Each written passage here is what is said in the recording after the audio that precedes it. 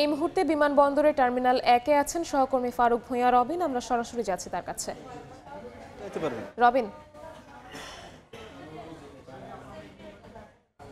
আমরা যেমনটি দেখছিলাম যে শিডিউল বিপর্যয়ের হার বেশি, সেটি কিন্তু এখন দেখা যাচ্ছে সেই চিত্রটা ধীরে ধীরে বদলাতে শুরু করেছে।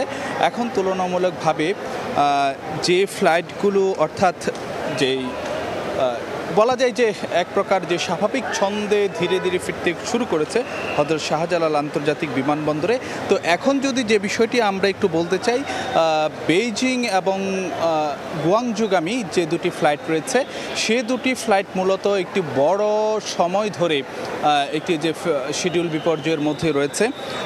এখানে আমরা যদি একটু আপনাদেরকে জানাতে চাই, বেইজিংগামী ফ্লাইটটি গত রাত 10টা 10 মিনিটে ছাড়ার কথা ছিল।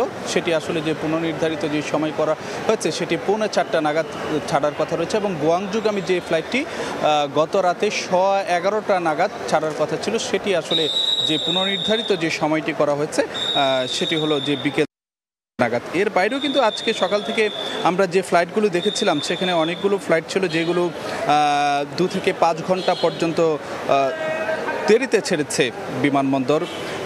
এর মধ্যে যদি আমরা আপনাদেরকে একটু জানাতে চাই যে মালদ্বীপগামী যে ফ্লাইটটি ছিল সেটিও কিন্তু যে বেশ লম্বা সময় এটি দেরি করে গিয়েছে। বলা যায় যে প্রায় 4 থেকে 5 ঘন্টার মতো দেরি হয়েছে। এরকম বেশ কয়েকটি ফ্লাইট রয়েছে।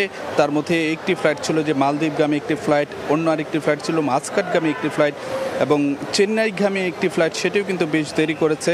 রোমের উদ্দেশ্যে যে ফ্লাইটটি গিয়েছিল সেটিও কিন্তু নির্ধারিত সময়ের তুলনায় প্রায় 3 ঘন্টার মতো দেরি করে ছেড়েছে হযরত শাহজালাল আন্তর্জাতিক বিমানবন্দর।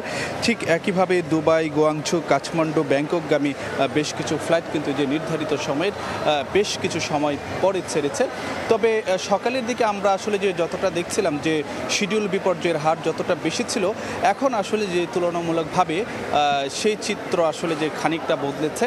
সকালের দিকে আমরা দেখতাম যে মোটামুটি যে ফ্লাইটগুলোর ক্ষেত্রে নির্ধারিত সময়ের তুলনায় দেরিতে ছাড়ার হারই তুলনামূলকভাবে বেশি ছিল। এখন আসলে যে হাতে গোনা কয়েকটি বাদবাকি যে ফ্লাইটগুলো রয়েছে সেটি বলা যায় যে নির্ধারিত সময়ের সঙ্গে মোটামুটি মিল রেখেই কিন্তু হযরত শাহজালাল আন্তর্জাতিক বিমানবন্দর ছাড়ছে। তো এই ছিল আমার কাছে সবশেষ খবরাখবর। শাহজালাল আন্তর্জাতিক বিমানবন্দরের টার্মিনাল 1 থেকে সরাসরি যুক্ত হয়েছিলেন সহকর্মী ফারুক ভূঁইয়া রবিন।